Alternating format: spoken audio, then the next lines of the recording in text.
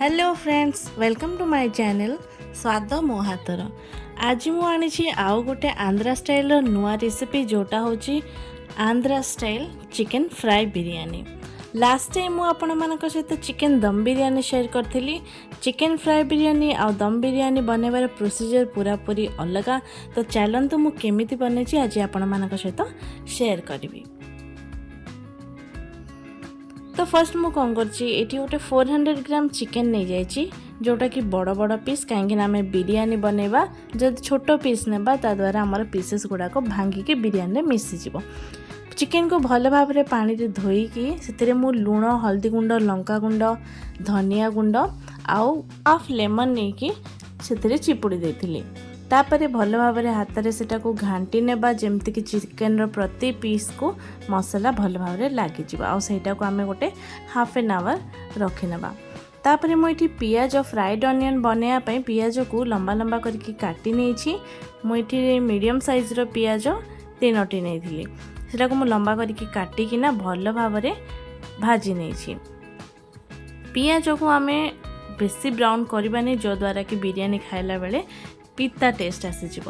तापरे next procedure रे मुझे बिरयानी बनैबा पई गोटे पियाज को चॉप करि नेछि। आ मु 4टी लंका को फड़ा करिछि। अल्प टिके करी लिप्स पुदीना पत्र आ धनिया पत्र को चॉप करके रेडी कर नेछि। चलंतु प्रोसीजर को जीवा। एठी मु कढ़ाई रे बनैबी बिरयानीटा। आपण माने चाहिले जे कोनोसी खालुआ पात्र रे बनै परिबे। एठी मु कढ़ाई रे ऑयल 2 स्पून पकेछि। ऑयल अल्प गरम हे गेला परे अल्प टिके जीरा 2 खंड छोट छोट दालचीनी 3-4टी लवंग अनासी फूल 2टा मराठी मोगु गोटे नेछि। एटा पकाया द्वारा बिरयानी स्मेल बहुत भल भाव में एनहांस होता है। आउ अल्प टिके से मुझे जाई फल बेसी पकेबा नहीं नहले पिता लागिबो।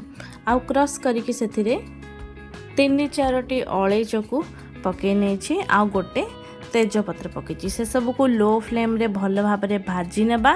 तापर से आमे काटिकी रखिथिबा पियाज को पकेबा। पियाज अल्प टिके भाजी हे गेला परे अल्प टिके से अदा रसुण पेस्ट पके नेबा।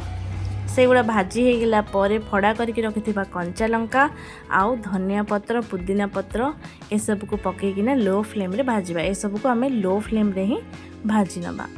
भल भाव में भाजी हैला परे सेथिरे मु टिके कसूरी मेथी आउ धनिया पाउडर पकेइथिली। आउ 2टा टमाटो को भल भाव में पेस्ट करकिना पकेइथिली। टमाटो पकेइबा संगे संगे से आमे दही पकई नेबा। ठीक दही आपण माने नहीं पारिबे। मु नॉर्मल दही नेछि काहेकि ना टमाटो जेतबेले पकेबा ना मसलाटा टिके ठंडा हबो। आउ सेई टाइम रे दही को पकेले दही हमरो छिड़ीबनी। दही छिड़ी गले बिरयानी रो टेस्ट पूरा खराब हो जिवो। सेइथि पई जाग्रत रे पकेबे। तापरे से मसला सब भल भाव रे टिके भाजी हे गेला परे सेथिरे मु किछि करी लिप्स आउ फ्राइड अनियन को पकेकिना भल भाव रे भाजी नेली। तापरे छोट टी कप रे 4 कप मु एठी बिरयानी राइस नहीं थिली। भल भाव में धोईकी से मसला रे पकेदेली। बिरयानी चावल को आमे एठी किछि बतरे की रखिया दरकार नै। आपण माने चाहिले सेटा को half an hour 1 hour soak करके रखि पारिबे। एठी मु 4 ग्लास चावल को 10 ग्लास पानी नेछि। माने गोटे ग्लास को हमरो 2 ग्लास एंड हाफ वाटर लागिवो।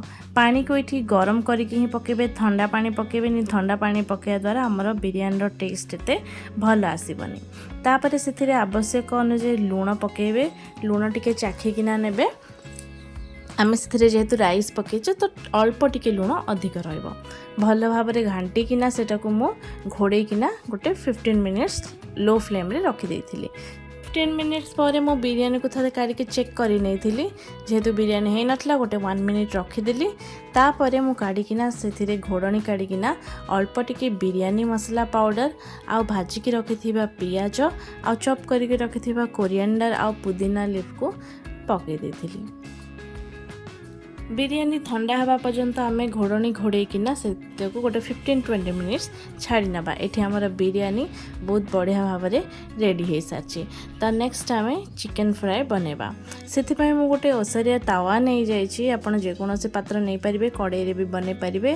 तेल पकईकिना तेल भल भाव में गरम है काटिक रखि पियाज को पकई नहीं। आपण मैंने चाहिए पियाज कम अधिक करें। जिते पियाज पकेबे से मसला टे अधिक लगे। तापरे पियाज भल भाव में भाजी होगला अल्प टिके करी लिव्स आउ अदा रसुण पेस्ट पकईकिना, अदा रसुण पेस्ट टिके अधिक पकेबे कारण आम चिकेन रे अदा रसुण पेस्ट पकई नथिले। आपण माने चाहिए मैरिनेशन टाइम रे भी अदा रसुण पेस्ट पकई पारिबे। तापरे आम लो फ्लेम रे घोड़े की रखी नबा। चिकेन रु पानी बाहरिकिना सेई पानी रे चिकेन सिझी जिवो। इठी हमर चिकेन भल भाव में सिझी सारी। तापरे मु सेठी फाइनली काटिक रखिथिबा कंचा लंका को पकई नबा। तापरे से चिकेन मसाला पकेबा आउ भाजी की रखिथिबा पियाज को पकईकिना भल भाव में घांटी नबा। फाइनली आम से काटिक रखिथिबा पुदीना आउ धनिया पत्र को पकई नबा।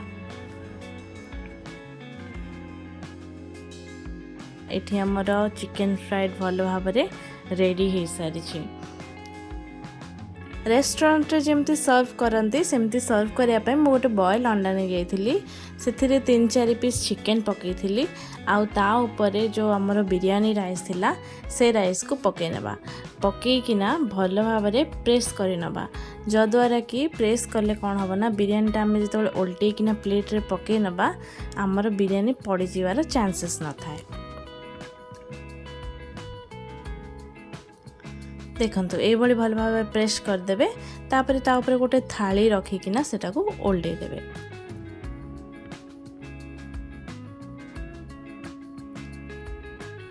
डेफिनेटली ये रेसिपी को थरे ट्राए करेंगे, बहुत बढ़िया हम। बिना फेल रे आपण माने बनै पारिबे। ये रेसिपी को बहुत टेस्ट भी होता। दम बिरयानी अपेक्षा फ्राइड बिरयानी बहुत इजी। डेफिनेटली ट्राए करंतु।